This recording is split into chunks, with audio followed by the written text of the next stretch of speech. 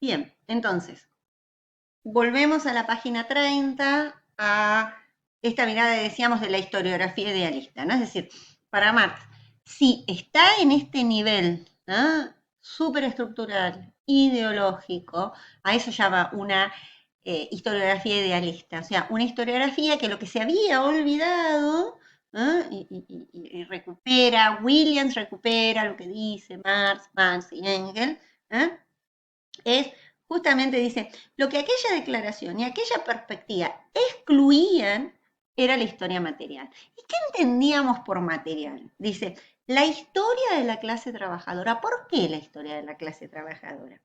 ¿Mm? De la industria, como libro abierto de las facultades humanas. La noción originaria del hombre que produce su propia historia. Antes de ello, decíamos material porque busca la explicación en las verdaderas relaciones, que no son las relaciones de las ideas, sino que está pensando en esas relaciones materiales. ¿Cuáles son esas relaciones materiales? ¿Mm? Las relaciones que definen estos distintos modelos de acumulación, ¿no?, y en donde se definen las clases sociales, ¿no? Entonces, ¿qué soy? Soy un proletario. ¿Qué soy? ¿Qué es? Es un capitalista, ¿no? Esa definición no se da en el nivel superestructural, sino que se da en el nivel de las verdaderas relaciones, que es en el nivel estructural. Y si yo quiero hacer un cambio en la sociedad, lo tengo que hacer en ese nivel estructural. ¿Mm? Y por eso habla de revolución. Entonces, volviendo al texto de Williams. Dice, lo que esa declaración se olvida, esta idea de la historia como una superación de la ignorancia, ¿no? Es decir, es la razón la que me permite salir de la ignorancia, decía la Ilustración, y es la historia ese progreso unilineal que va a generar que a partir de la razón podamos ser civilizados, con una relación unilineal de una sola concepción de civilización, en donde la civilización era la civilización. Crítica romántica y crítica, ¿eh?, que después recupera Marx, ¿eh?, en mediados del siglo XIX, ¿eh?, desde el materialismo idealista. Entonces, dice, esa concepción, ¿eh?, lo que olvida es que la historia es la construcción de la lucha de clases. La historia tiene que ver con los mismos hombres, que son los que construyen la lucha de clases, y tiene que ver con su propio medio, con su propio modo de hacer. ¿Se acuerdan que decíamos? Un eje que para Marx es importante es la toma de conciencia.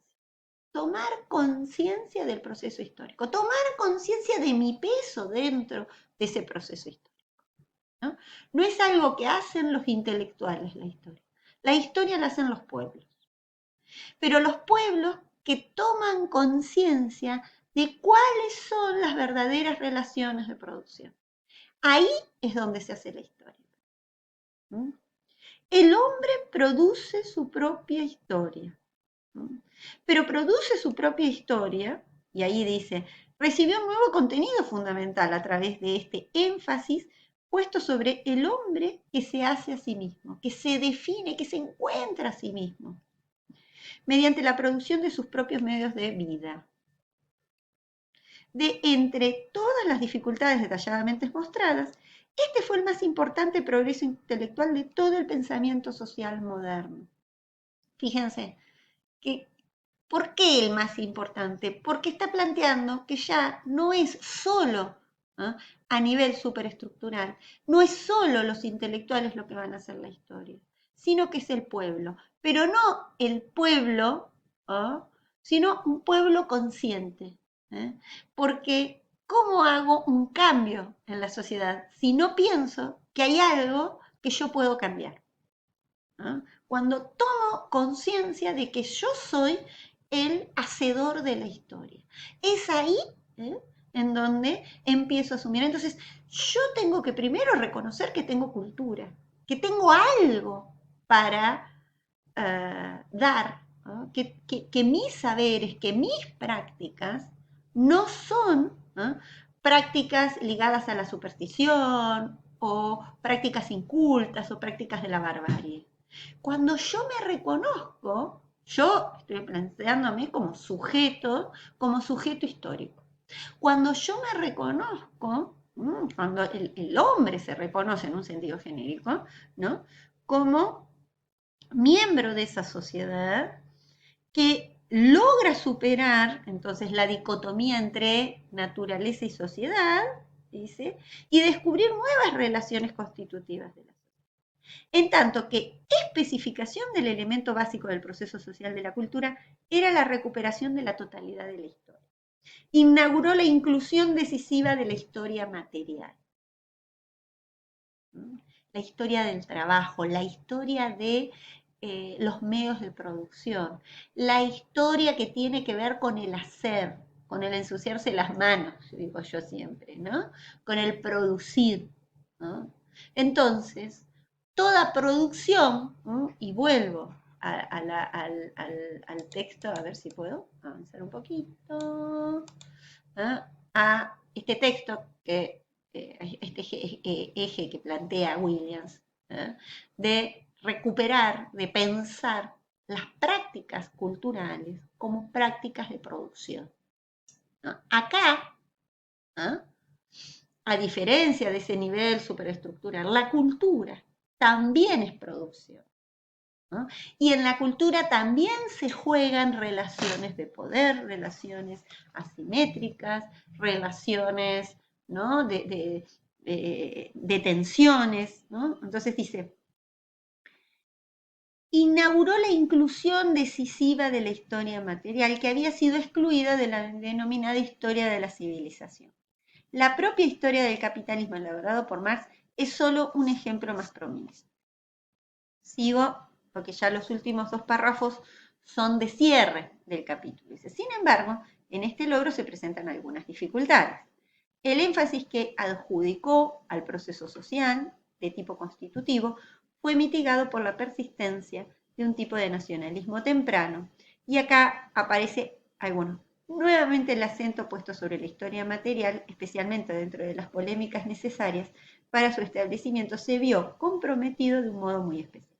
En lugar de producir una historia cultural material, que es lo que él le está pidiendo, dice, bueno, se reconoció la historia, y que la historia tiene que ver con lo material, tiene que ver con el trabajo, tiene que ver con la producción, tiene que ver con lo que hacemos, no solo con lo que pensamos, podríamos decir, y con ese producto que hacemos, y que pensar también, hoy podríamos decir,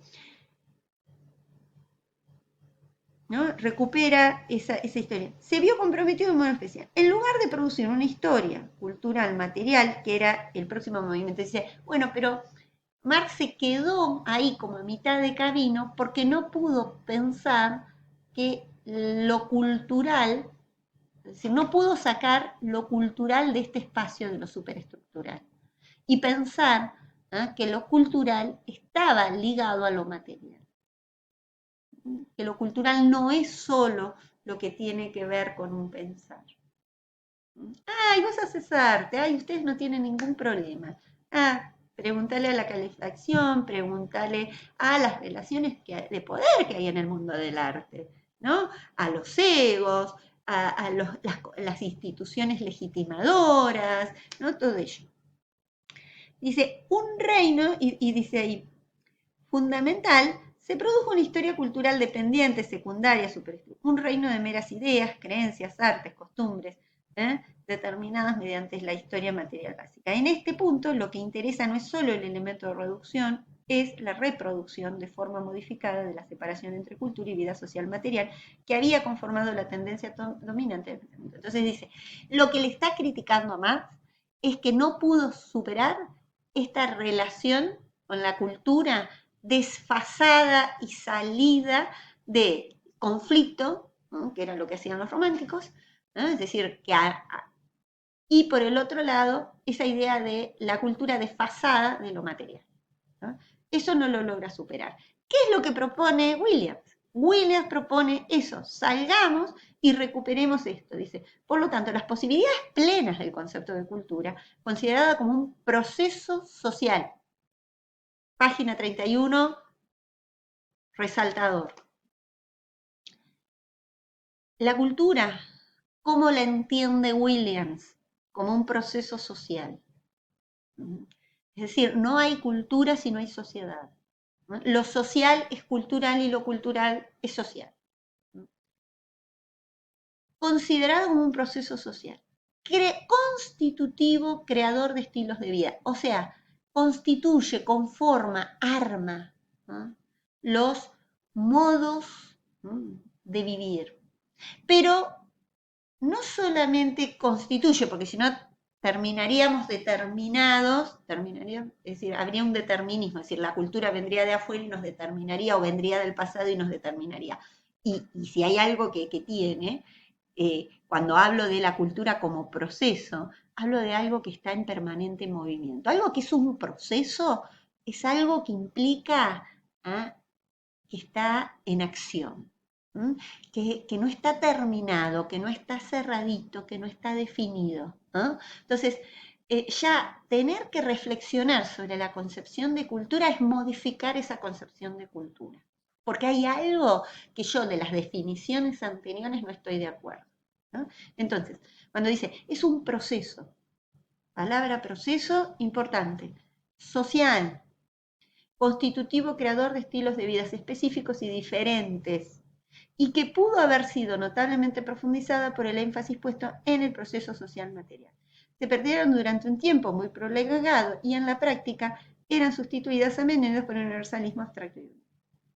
Al mismo tiempo, la significación del concepto alternativo de cultura, ¿no?, que definía la vida intelectual, las artes, se vio comprometida por su aparente reducción a un estatus superestructural y fue abandonada a fin de que fuera desarrollada por aquellos, no estoy mirando la hora, el tiempo, porque se acaba y me quedo con la palabra en el medio, por aquellos que en el mismo proceso en que la idealizaban, eliminaban las necesarias conexiones con la sociedad y la historia.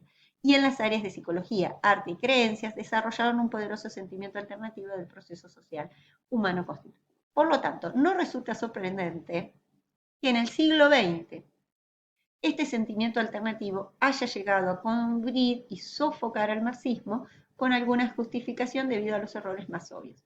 ¿Qué está diciendo? Es decir, lo que no terminó de consolidar Marx es pensar la cultura en el proceso material, pensar la cultura en este proceso estructural. Que sí, el siglo XX, desde otras miradas, ¿no?, de un marxismo heterodoxo, lo puso en cuestión. En especial en lo que va a ser el desarrollo del marxismo, no de la Unión Soviética. Recuerden, 1917, Revolución Rusa, se consolida lo que después va a ser el bloque de la Unión Soviética. La Unión Soviética desaparece con la caída del muro y desaparece esta idea de mundo binario, salvo que recordaba en la época de cuando estábamos en plena pandemia y aparecieron las vacunas y hablaban de la vacuna soviética. Bueno, hoy por hoy es Rusia, ¿eh?, y es una sociedad capitalista. No tenemos una Rusia comunista, ¿no? Es decir, el mundo binario, bipolar, del siglo XX entró en crisis y en quiebre a partir de un hecho simbólico que lo sintetiza, como fue a fines del 80, en el 89, la caída del muro de Berlín. Entonces, por favor, eviten caer en esas simplificaciones. Sigo en la próxima porque pensé que este iba a ser el último, perdonen.